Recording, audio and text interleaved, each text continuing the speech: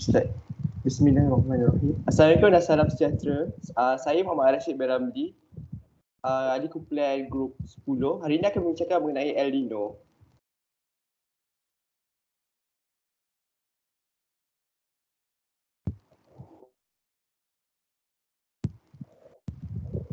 Berikut merupakan ahli-ahli kumpulan grup yang lain. Okay, next. Sebelum kita berbincangkan mengenai El Nino, kita perlu mengenali apa itu El Nino sebenarnya. El Nino merujuk kepada keadaan pemanasan alam sekitar yang ekstrim dan melebihi purata suhu permukaan laut. Indikator suhu ekstrim ini merujuk kepada peningkatan suhu persekitaran yang melebihi 37 darjah Celsius dan berupaya meningkat sehingga 40 darjah Celsius dengan kelembapan udara, persekitaran rendah serta kering. Itu adalah secara umum. Namun secara saintifiknya, El Nino adalah fenomena interaksi antara lapisan atmosfera dan lautan yang terjadi di kawasan khatulistiwa Samudera Pasifik Tengah dan Timur. Fenomena ini melibatkan perubahan suhu permukaan laut yang signifikan mengenai pola angin dan sirkulasi lapisan atmosfera. Perubahan permukaan laut ini mempengaruhi pola cuaca dan sirkulasi atmosfera di seluruh dunia. Contohnya, hujan yang bersih terjadi di Pasifik Timur terhambat sementara hujan lebih banyak terjadi di Pasifik Barat. Hal ini dapat menyebabkan kekeringan di beberapa wilayah seperti Amerika Selatan, bahagian barat daya dan banjir di wilayah lainnya seperti Amerika Tengah dan bahagian utara Amerika Selatan. El Nino juga dapat memiliki efek global yang signifikan termasuk perubahan pola cuaca di Amerika Utara, Asia dan Australia. Fenomena ini mempunyai efek, kesan atau dampak jangka pendek dan jangka panjang terhadap iklim termasuk terhadap intensitas musim hujan, suhu purata dan cuaca yang ekstrim di berbagai wilayah di seluruh dunia. Okey, selepas ini kita bincangkan mengenai punca-punca berlakunya El Nino. Seterusnya, saya akan menerangkan punca-punca terjadinya El Nino. Pertama sekali, lepasan gas rumah hijau ke atmosfera. Gas-gas rumah hijau yang dilepaskan telah terperangkap di atmosfera bumi. Itu akan menyebabkan suhu bumi menjadi lebih panas daripada sepatutnya kerana bumi telah dibaluti dengan haba daripada gas tersebut. Kedua, pemanasan udara yang tidak seragam.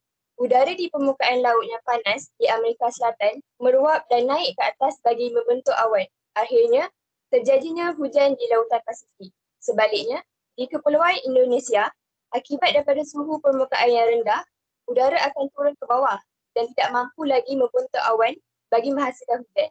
Kesannya, Indonesia akan dilanda kemarau yang berpanjangan. Dan punca yang terakhir ialah pergerakan arus udara. Pergerakan arus lautan yang panas secara sontang dari timur ke barat akan terjadinya pemindahan haba. Maka berlakulah fenomena El Nino disebabkan ini.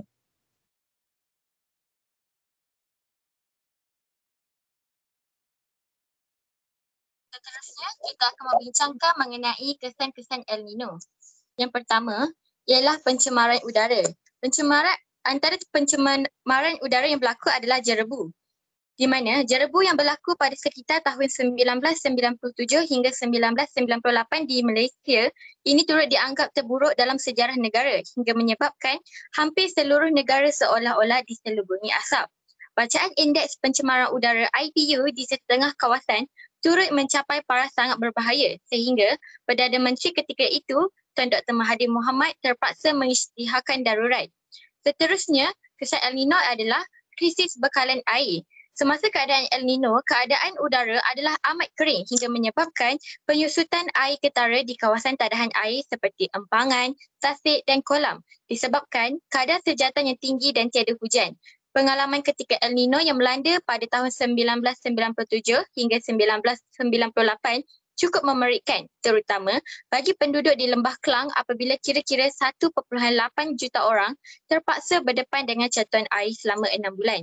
Yang terakhir sekali adalah masalah kesihatan seperti strok haba, di mana suhu teras badan manusia melebihi 40 darjah Celsius.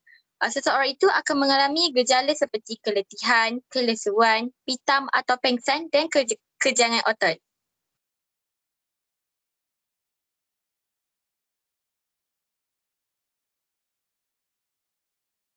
Seterusnya, saya akan menerangkan tentang isu semasa. Yang pertama ialah stroke haba. Terkini kita dikejutkan dengan tragedi sebuah keluarga yang telah kehilangan anak mereka disebabkan stroke haba. Jadi, apakah itu stroke haba? Stroke haba merupakan satu kondisi yang serius akibat pendedahan kepada keadaan sekeliling yang panas melampau sehingga menyebabkan badan tidak mampu menstabilkan suhu badan dan ianya berlaku apabila suhu badan meningkat dengan cepat melebihi 40 darjah Celsius atau lebih. Di Kelang, seorang bapa tidak menyangka dia akan kehilangan anak buat selama-lamanya hanya dalam tempoh 7 jam selepas anaknya itu mengalami demam yang disyaki akibat stroke haba. Yang kedua ialah ketidakcukupan air. Berdasarkan analisis dan pemodelan cuaca MIT Malaysia, fenomena El Nino yang melanda Malaysia dari April hingga September depan akan memberi impak negatif kepada Malaysia dengan menyebabkan berkurangnya kuantiti hujan.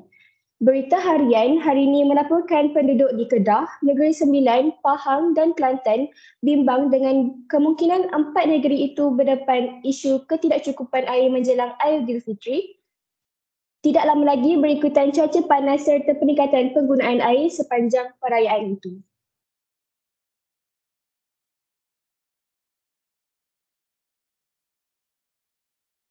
Terdapat beberapa cara untuk mengatasi fenomena El Nino ini. Pertama sekali, kita perlu kerap minum air masak setiap hari. Disarankan 8 gelas sehari.